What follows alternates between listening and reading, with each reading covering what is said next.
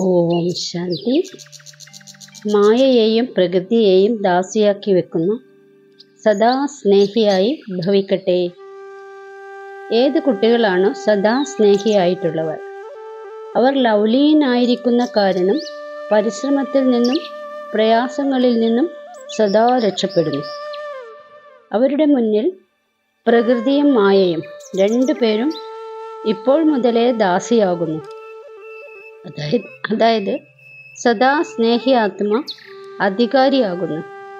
അതിനാൽ പ്രകൃതിക്കും മായക്കും സദാ സ്നേഹി ആത്മാക്കളുടെ സമയവും സങ്കല്പവും തൻ്റെ നേരെ ആകർഷിക്കപ്പെടാൻ ധൈര്യമുണ്ടാകില്ല. അവരുടെ എല്ലാ സമയവും എല്ലാ സങ്കല്പവും ബാബയുടെ ഓർമ്മയിലും സേവനത്തിലും മാത്രമായിരിക്കും. സ്നേഹി ആത്മാക്കളുടെ സ്ഥിതിയുടെ ഗായനമാണ് ഒരു ബാബ മാത്രം, വേറെ ആരുമില്ല. ബാബ തന്നെ ലോകം.